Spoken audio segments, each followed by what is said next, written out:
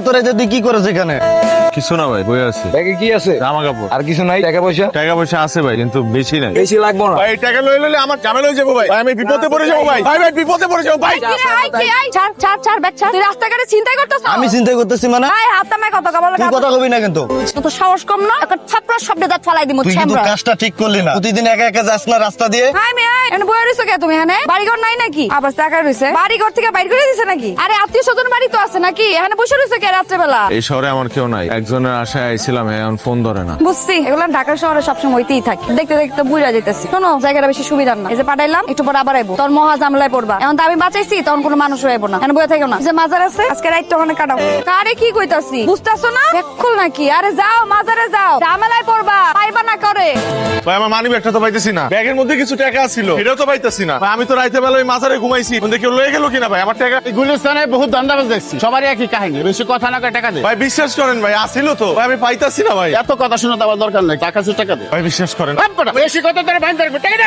বুঝছে তো, ওর টাকা আমি দিতেছি। আজই ব্যাগসহ ঢাকাসহ আলা প্রত্যেক দিন আইতাছে যাইতাছে। উমা দেখা বোঝার কোনো উপায় নাই, কে হালা খারাপ কে হালা ভালো। এই যে দেখতেছো না, টাকা টাকা টাকা টাকা টাকা সবটি আমার কন্ট্রোলে। তোরে দেখে আমার ভালো লাগছে। যা তোরে এক্সট্রা একটা টেবিল দিয়া তোরে আমি ব্যবসা করতে লাগাই দিই। কাল থেকে ব্যবসা করবি, টাকার ব্যবসা। কিন্তু ভাই এনে ব্যবসা করতে হলে তো টাকা লাগবে, আমার তো কোনো টাকা নাই। এই বেটা, তোর কাছে টাকা কে চাইছে? আমি কি ফহিননি পানের জলে ভাইসে আসছি? হ্যাঁ আমি দিমু, ব্যবসা তুই করবি বেটা। কইছি না ভাল লাগছে? ভাল লাগছে মানে ভাল লাগছে। প্রতিদিন ব্যবসা করবি, 50% তুই রাখবি, 50% তুই আমারে দিবি। এই বেটা, ভাই আপনি যে আমার কত বড় উপকার করছেন ভাই।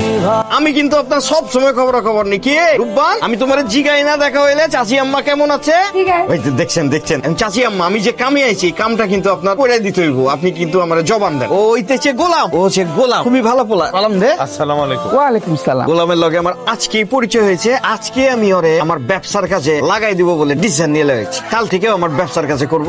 আমি পুঁজিপাটি দিমু, ও বিজনেস করবো। ও মা, এটা কেমন কথা? নতুন পরিচয় হয়েছে, এত টাকা পয়সার ব্যাপার, আর তুমি ব্যবসাতে বসাই দিছো। চাচি আম্মা, আমি যে বিজনেসটা করি না পুরাই হচ্ছে ট্রাস্টের বিজনেস।